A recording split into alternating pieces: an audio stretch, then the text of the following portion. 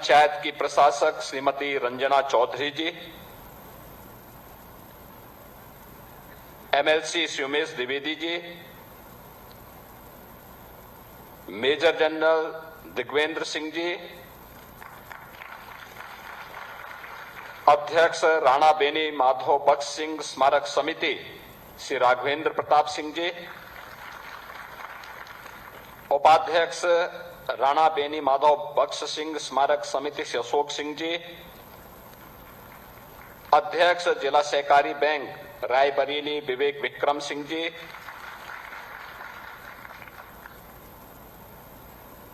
पूर्व विधायक श्री इंद्रेश विक्रम सिंह जी और जिलाध्यक्ष भारतीय जनता पार्टी से बुद्धिलाल पासी जी, राणा बेनी माधव बख्श सिंह स्मारक समिति से जुड़े हुए सभी पदाधिकारीगण, भारतीय जनता पार्टी और विभिन्न व्यापारिक सामाजिक संगठनों के हमारे पदाधिकारीगण और उपस्थित बहनों और भाइयों, भारत माता के एक महान सपूत, भारत की स्वाधीनता के एक प्रखर हस्ताक्षर के रूप में जिन्हें हम सब स्मरण करते हैं, अवध केसरी के रूप में विख्यात राणा बेनी माधव बख्श सिंह जी की आज पावन जयंती है। मैं आज के इस पावन अवसर पर उनकी स्मृतियों को नमन करते हुए प्रदेश सरकार की ओर से और उत्तर प्रदेश की जनता जनार्दन की ओर से उन्हें विनम्र श्रद्धांजलि अर्पित करता हूं। मैं इस अवसर पर उनके उन सभी सहयोगियों और सेनापतियों को जिन्होंने राणा बेनी माधव बख्श सिंह जी के साथ 1857 के प्रथम स्वातंत्र समर के उस अभियान में अपना योगदान दिया था, उन सभी भारत माता के महान सपूतों को जिनके अदम्य साहस, शौर्य और बलिदान के सामने ब्रिटिश हुकूमत की चूलें हिल गई थी, ऐसे अत्यंत पराक्रमी वीरापासी की स्मृतियों को नमन करता हूं, उन्हें विनम्र श्रद्धांजलि अर्पित करता हूं। राजा माधव सिंह जी, राजा चंद्रिका बख्श सिंह जी, लालचंद स्वर्णकार जी, फतेह बहादुर जी, बसंत सिंह जी, ये सभी वे नाम हैं जिन्होंने राणा बेनी माधव सिंह जी के साथ भारत की आजादी के उस आंदोलन में अपना बलिदान दिया था। आज हम सब आजादी का एहसास कर रहे हैं और उस आजादी के एहसास में हम सब अपने अनुसार अपनी योजनाएं बनाते हैं, अपनी सरकारों का चयन करते हैं। हमें पूरी स्वाधीनता होती है, सरकार भी जन भावनाओं को अनादर नहीं कर सकती। भारत के लोकतंत्र ने इतनी ताकत भारत की जनता जनार्दन को दे रखी है कि वह किसी भी ऐसी सरकार को जो जन भावनाओं का अनादर करे उसे अपदस्थ करने या दोबारा चुनने का अवसर न दे, इस प्रकार की ताकत भारत का लोकतंत्र भारत की जनता को उपलब्ध कराई है। लेकिन ये भारत आज जिस स्वाधीनता का अनुभव भारत के 140 करोड़ की जनता जनार्दन कर रही है, इस आजादी के लिए हमें क्या कीमत चुकानी पड़ी थी। अनगिनत लोगों को अपना बलिदान देना पड़ा था, अनगिनत लोगों ने इसके लिए अपना सर्वस्व न्यौछावर किया था और उन्हीं नामों में एक महत्वपूर्ण नाम आता है अवध क्षेत्र में राणा बेनी माधव बख्श सिंह जी का। 1857 का प्रथम स्वातंत्र समर उत्तर प्रदेश के बगैर अधूरा है। आपने देखा होगा अवध क्षेत्र में इस पूरे आंदोलन को उन्होंने एक नेतृत्व प्रदान किया। कुछ हजारों के संख्या में स्थानीय नागरिकों को अपनी सेना का हिस्सा बना करके वे अंग्रेजों के खिलाफ लड़े थे। जो चिनगारी बैरकपुर में मंगल पांडे ने चलाई थी, उस चिनगारी को जिसे मेरठ में धन सिंह गुर्जर ने आगे बढ़ाने का काम किया था, जिसे नाना साहेब और त्याता टोपे ने कानपुर के बिठूर से एक नई ज्वाला के रूप में आगे बढ़ाया था, और जिस लड़ाई को खूब लड़ी मर्दानी वो तो झांसी वाली रानी थी। झांसी की रानी लक्ष्मीबाई ने झांसी में जिस लड़ाई को आगे बढ़ाया था, उस लड़ाई का नेतृत्व इस क्षेत्र में कोई कर रहा था तो वह नाम था राणा बेनी माधव बख्श सिंह जी का। और आज यही कारण है कि इतने वर्षों के बाद भी हम उनको स्मरण कर रहे हैं।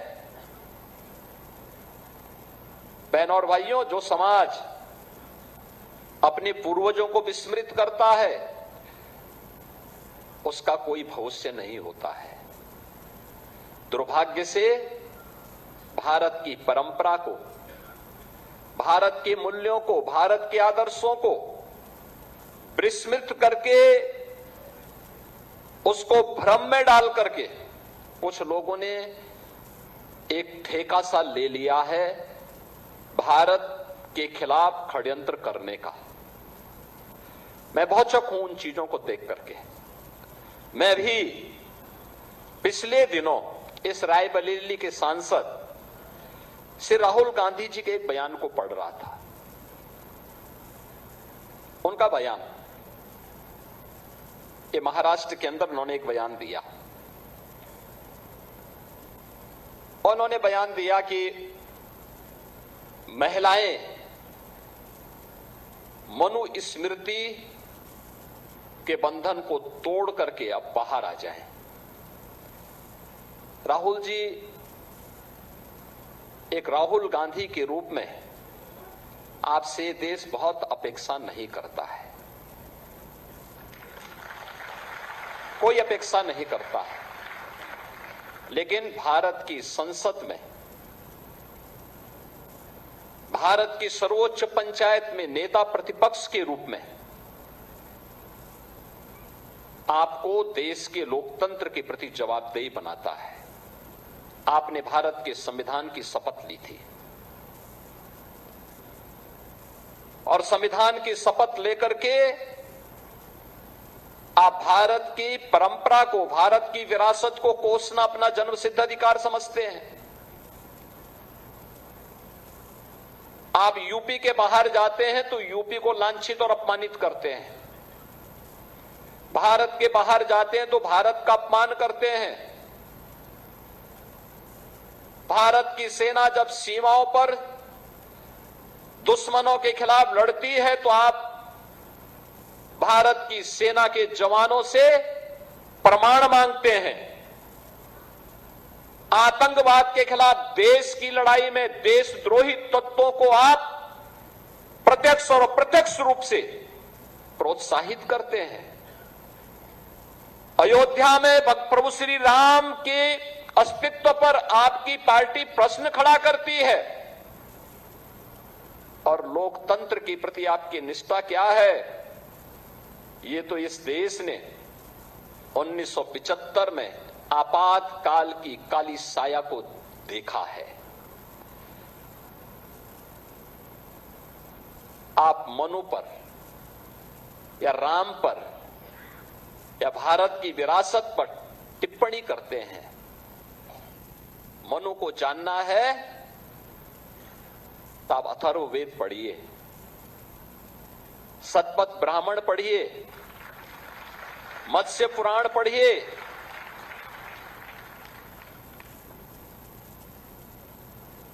आपको सारी जानकारियां मिल जाएंगी। मैं पूछना चाहता हूं, कौन ऐसा व्यक्ति है जिसके जीवन में किसी न किसी रूप में, मां के रूप में या बहन के रूप में या पत्नी के रूप में या फिर बेटे के रूप में किसी महिला का संरक्षण उसे न प्राप्त होता हो? कौन ऐसा व्यक्ति है? क्या कोई बेटी पिता के बगैर है? क्या कोई बहन भाई के बगैर है? क्या कोई पत्नी पति के बगैर अपने अस्तित्व को मानती है? और क्या कोई मां बेटे के बगैर अपने अस्तित्व को पूर्ण मानती है? अगर मनुस्मृति ने ये बात कही है,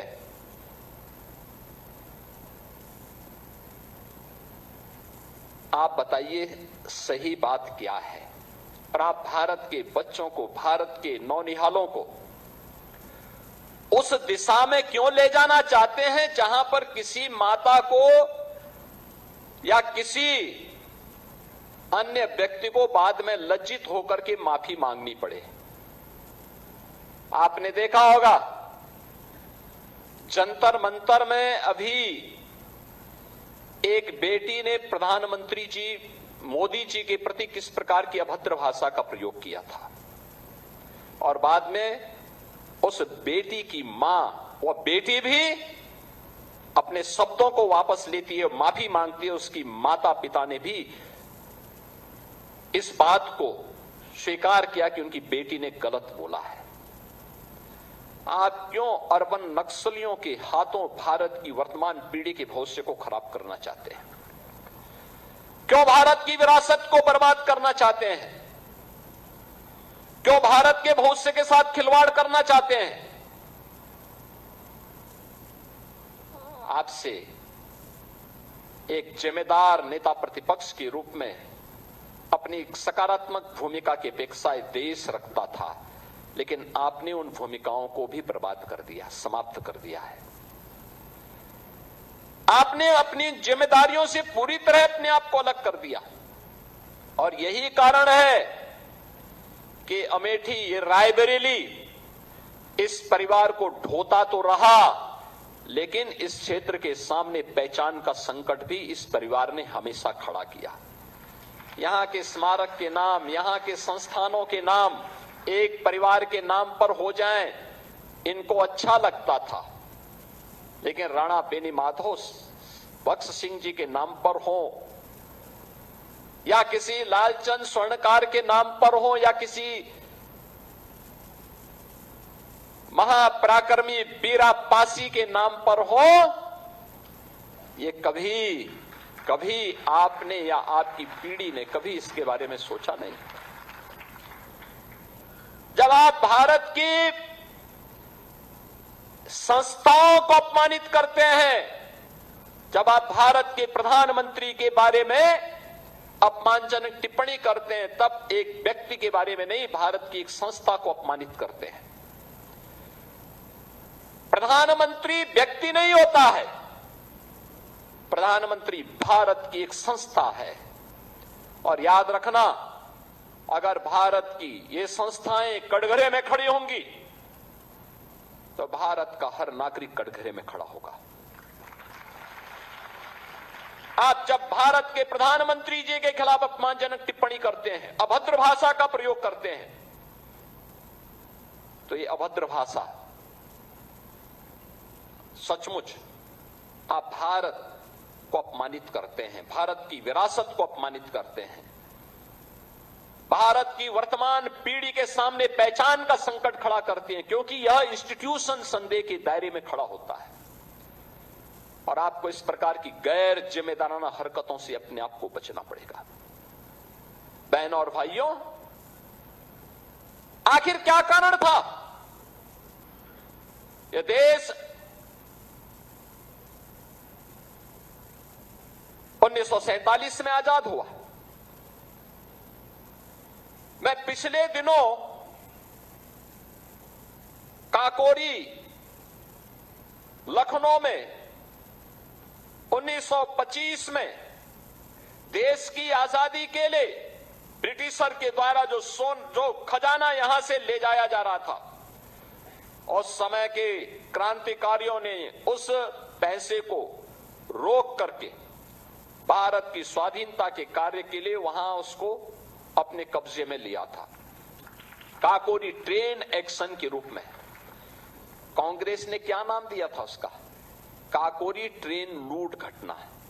अरे लूटा तो तुमने है पूरे देश को, बर्बाद किया है इस देश को। सबसे अधिक दिनों तक देश को लूट करके देश की संपत्ति को दुनिया के अंदर ठिकाने लगाने का काम किया है।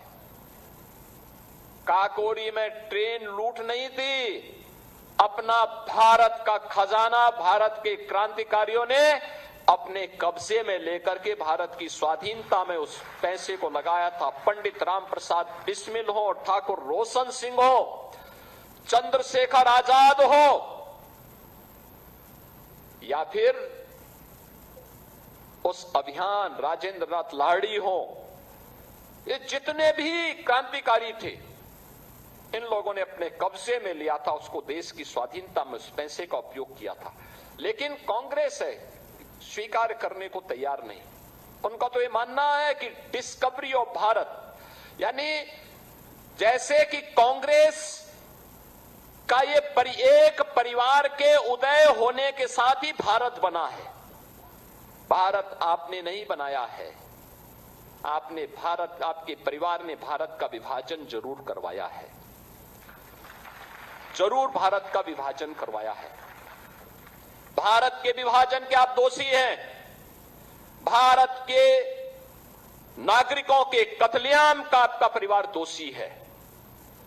भारत के लोकतंत्र को तोड़ने का और उसका गला घोंटने का दोषी आपका परिवार है। आपको देशवासियों से इसके लिए माफी मांगनी चाहिए। आपने हमेशा, आपके परिवार ने भारत की स्वाधीनता संग्राम सेनानियों का अपमान किया है, उन्हें उचित सम्मान नहीं दिया है। याद करिए, भारत के एक महान स्वाधीनता संग्राम सेनानी हुए वीर सावरकर, एक ही जन्म में दो आजन्म कारावास की सजा हुई थी वीर सावरकर को। 28 वर्ष उम्र थी उनकी, वीर सावरकर की, जब उन्हें 2 आजन्म कारावास की सजा हुई। सेलुलर जेल अंडमान में, एक ही जेल में दोनों भाई बंद हैं और 10 वर्ष तक वीर सावरकर अपने भाई को नहीं देख पाए। तो अचानक एक दिन जब कोलू में तेल पीरने के लिए उनको ले जाया जा रहा था, तब उनकी नजर अपने भाई पे पड़ी। अपने भाई के सामने जाते हैं, कहते तुम यहां कैसे आए? तो उसने कहा मैं भी इस जेल में बंद हूं। एक ही परिवार। और जब वीर सावरकर के नाम पर सरदेव अटल बिहारी वाजपेयी जी की सरकार ने पोर्ट विलियर के एयरपोर्ट का नामकरण किया था, तो कांग्रेस ने वीर सावरकर का नाम हटा दिया था, उनका नाम हटा दिया था। इन्हें नेताजी सुभाष चंद्र बोस स्वीकार्य नहीं, इन्हें लौह पुरुष सरदार वल्लभ भाई पटेल स्वीकार्य नहीं। मैं उस दिन काकोरी में एक बात देख रहा था, और वह मैं देख रहा था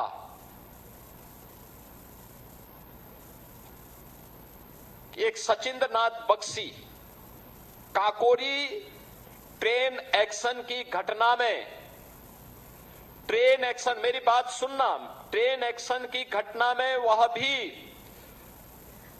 दोषी ठहराए गए थे उनको आजीवन कारावास की सजा हुई थी। यह देश जब आजाद हुआ उन्हें मुक्त किया गया। भारतीय जनसंघ की स्थापना होती है, वे भारतीय जनसंघ में शामिल होते हैं और फिर वाराणसी साउथ से वे विधायक बनते हैं। उन्होंने उत्तर प्रदेश विधानसभा में इस बात को कहा कि उनके खिलाफ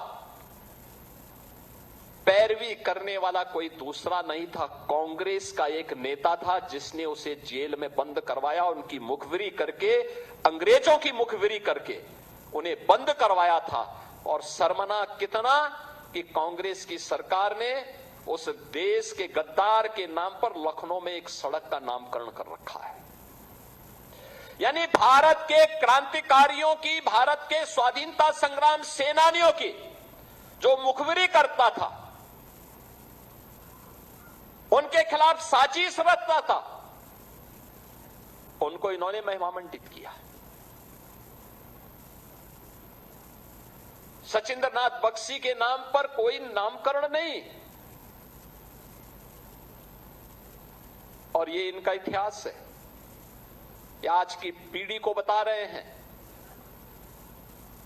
और इसी के लिए दिनकर जी ने कहा था कि अंधा चकाचौंध का मारा, क्या जाने इतिहास बेचारा, सूर्य चंद्र खगोल भूगोल, कलम आज उनकी जय बोल, जला अस्थियां बारी बारी, छिटकाई चिन्नों चिनगारी। यानी ये जिन लोगों ने अपना पूरा जीवन समर्पित किया है, उनके कारण आज हम सब स्वाधीन हैं। आज विकास की इस एहसास में, अगर ये देश आजाद नहीं होता तो क्या राणा बेनी माधव बख्श सिंह जी के नाम पर हम लोग इस प्रकार का भव्य स्मारक बना पाते? नाम राणा बेनी माधव बख्श सिंह जी का, लेकिन काम तो इसका रायबरेली को लोगों को लेना है।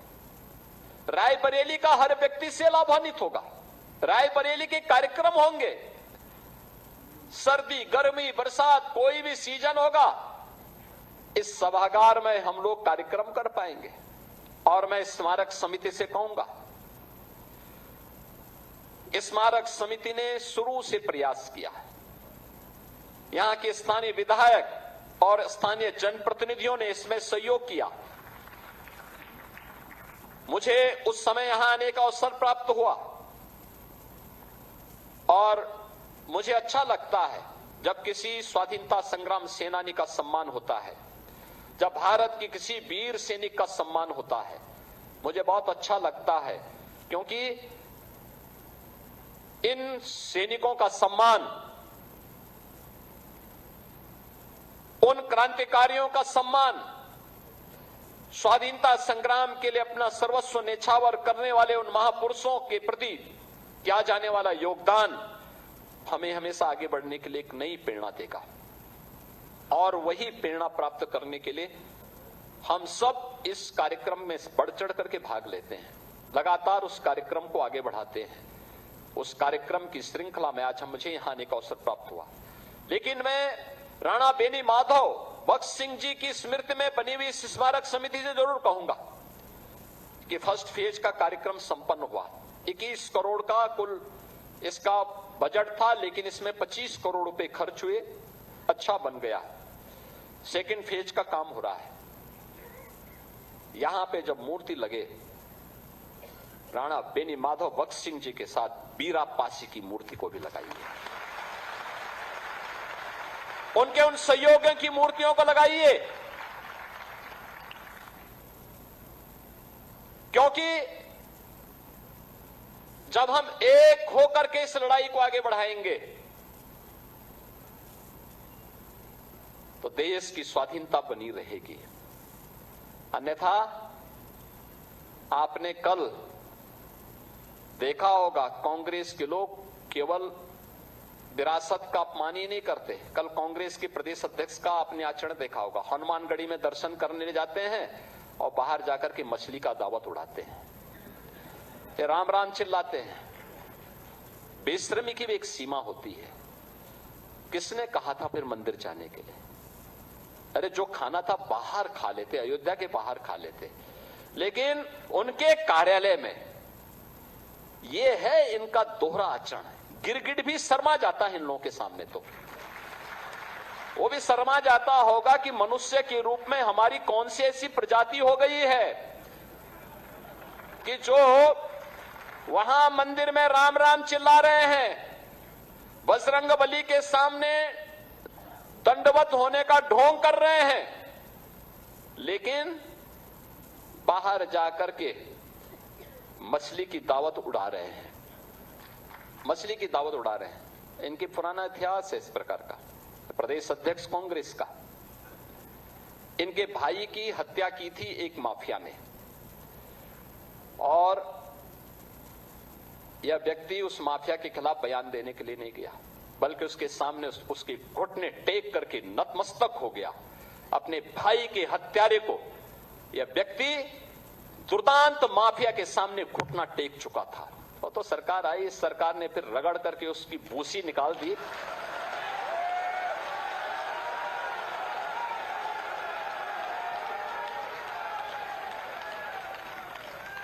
अन्यथा इन लोगों ने तो प्रदेश को माफिया प्रदेश बना दिया था, पहचान का संकट खड़ा कर दिया था। बहनों और भाइयों, आज उत्तर प्रदेश का कोई नौजवान हो, कोई बहन हो, कोई व्यापारी हो, कोई अन्नदाता किसान हो या कोई नागरिक हो, आज उसके सामने पहचान का संकट नहीं है। आपने देखा होगा आज से 10 साल पहले आप कहीं जाते थे, लोग शक की निगाहों से आपको देखते थे। किसने पहचान का संकट खड़ा किया था?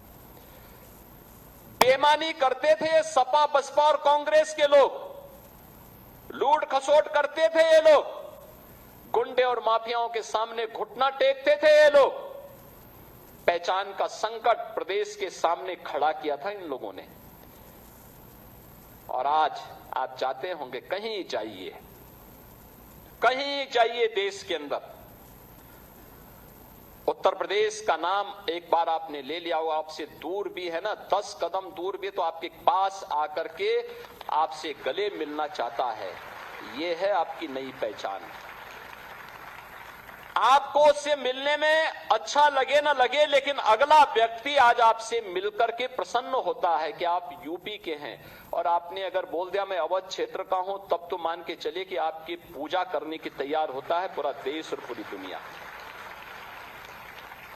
लेकिन उसी अयोध्या पे अब ये प्रश्न खड़ा करना प्रारंभ कर दिए। इनको बुरा लगता है कि अयोध्या में महर्षि वाल्मीकि के नाम पर एयरपोर्ट का नामकरण क्यों हो गया। इनको बुरा लगता है कि अयोध्या में निषाद राज के नाम पर यात्री विश्रामालय क्यों बन गए। इन्हें बुरा लगता है कि सबरी माता के नाम पे भोजनालय क्यों बन गए। भाई, तुम में क्षमता नहीं थी, तुम नहीं बना पाए, तुम क्षमता विहीन थे, अकर्मण्य थे, भ्रष्ट थे, नहीं कर पाए। हम में क्षमता थी, हमने अपनी विरासत को सम्मान दिया। हमने अगर प्रभु राम को सम्मान दिया है, उनका भव्य मंदिर बनाने में योगदान दिया है, तो हमने वही सम्मान महर्षि वाल्मीकि को भी दिया है। वही सम्मान गोस्वामी तुलसीदास जी को भी दिया है। वही सम्मान हमने निषाद राज को भी दिया है। और वही सम्मान हमने वहां पे माता सबरी को भी दिया है। आपके लिए वोट बैंक हो सकता है, हमारे लिए वे पूज्य और आराध्य हैं। हमने उनकी आराधना की है। बहनों और भाइयों, उस विरासत को हमें सम्मानित करना पड़ेगा। और जब तक हम अपनी उस विरासत को सम्मान देते रहेंगे, राजनीति से ऊपर उठ करके कार्य करेंगे, तो परिणाम आएंगे। उस परिणाम को आगे ले जाने की तैयारी करने की आवश्यकता है। मैं आज के इस अवसर पर आप सबको, पूरे रायबरेली वासियों को राणा बेनी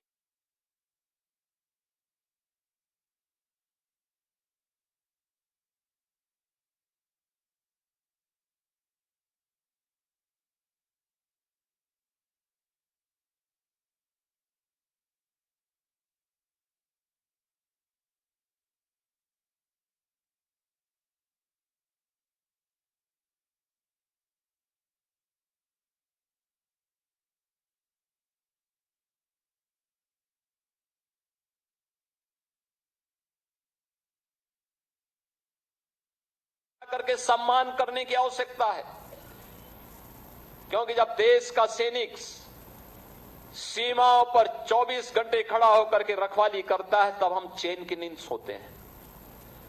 जब हमारा पुलिस का जवान पेट्रोलिंग करता है, दिन रात सर्दी गर्मी बरसात में अपनी ड्यूटी का निर्वहन करता है, तब हम चैन की नींद सोते हैं, सुरक्षित माहौल में सो पाते हैं। अन्यथा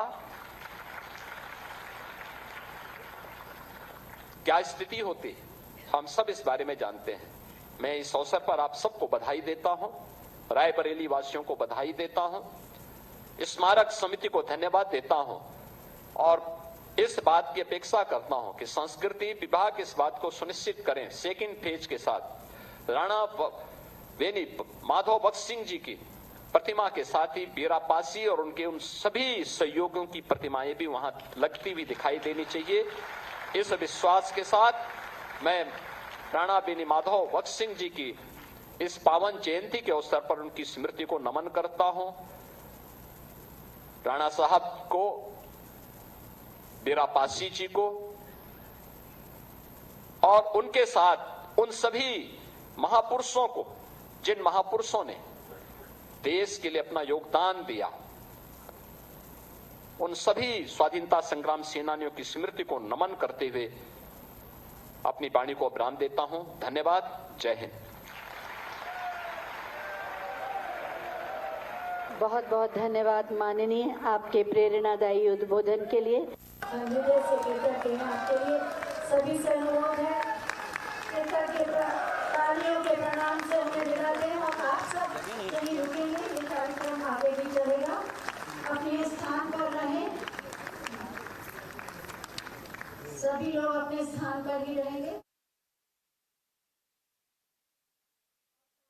योगी आदित्यनाथ को आपने सुना, जहां सीएम योगी आदित्यनाथ अवध केसरी की जयंती पर भाव समर्पण समारोह में पहुंचे। रायबरेली में कार्यक्रम का आयोजन है और इसमें कांग्रेस पार्टी पर भी उन्होंने निशाना साधा कि रायबरेली में सांसद यहां पर राहुल गांधी है, लेकिन उसके बावजूद भी राहुल गांधी ने किस तरह से विकास किया, कितना लोगों से मुलाकात की, इसको लेकर कटाक्ष करते हुए नजर आए हैं।